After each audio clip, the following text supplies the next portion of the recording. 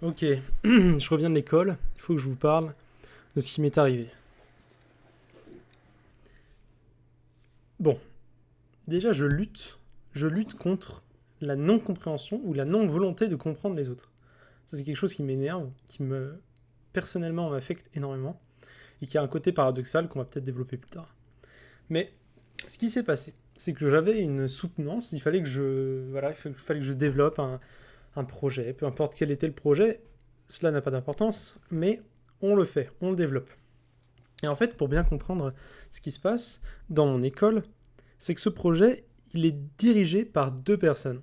D'un côté, le pôle projet, et de l'autre, le pôle de ma majeure, de mon secteur. Donc, ces deux personnes, ces deux pôles qui dirigent le projet, ne sont pas forcément d'accord. Et ça crée des tiraillements qui sont, à mon avis, insupportables. Mais pire que ne pas être d'accord, ils ne veulent pas comprendre l'autre. Ils trouvent que l'autre est stupide. Et ça, me permet de boire, j'ai beaucoup parlé. Moi, ça m'énerve. Justement, c'est typiquement quand deux personnes ne veulent pas comprendre l'autre que ça m'énerve. Sauf que moi, je comprends les deux. Je comprends l'intérêt des deux. Et d'ailleurs, je pense que les gens de mon groupe comprennent l'intérêt des deux, même si ils penchent plus de l'avis d'un autre. Et il s'avère que je devais soutenir ce projet devant le directeur de mon secteur, et qui déteste donc le pôle projet. On le fait, très bien, et là, c'est la catastrophe. Il nous critique négativement donc tous les aspects qui ont un rapport avec le pôle projet. Tout ce que le pôle projet défend est critiqué par ce directeur. Donc, moi, en quête de compréhension et surtout en énervement de la limitation de la compréhension des gens, je me suis senti attaqué personnellement et donc j'ai défendu le pôle projet devant ce directeur. C'est parti en sgeg, il voulait vraiment pas que je le défende et il m'a même dit la phrase, je cite, tu viens avec ta science infuse et patati patata, bon peu importe ce qu'il y a derrière. Donc là, j'ai été attaqué, là je me suis senti attaqué parce qu'en fait, c'était pas sur de la science infuse, en fait, c'était sur de la compréhension de la cohérence. Personne ne savait si c'était vraiment vrai ou pas. Très bien. Il y a beaucoup d'idées de penser que ça soit vrai. En fait, c'est comme une science. On pourrait toujours dire qu'une science n'est jamais vraie à 100%, mais on comprend bien l'utilité qu'a cette science. Bon, et bien là, c'est un peu le même système.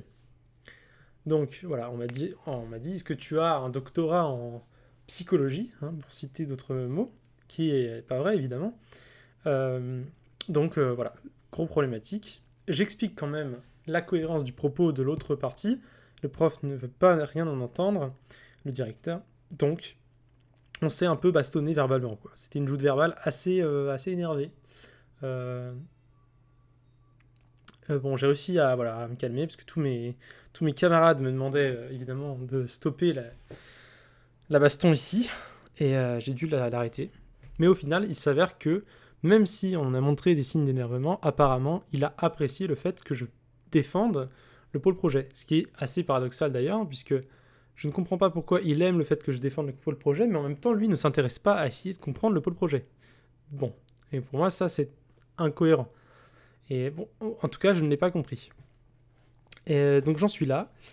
Et voilà, c'est vraiment ce qui me chiffonne aujourd'hui, c'est de me rendre compte que voilà, certaines personnes ne veulent pas comprendre les autres.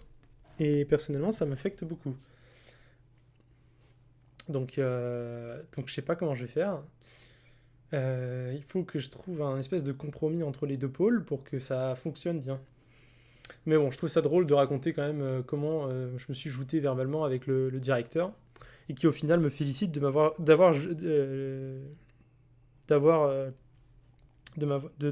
dire, de m'être défendu.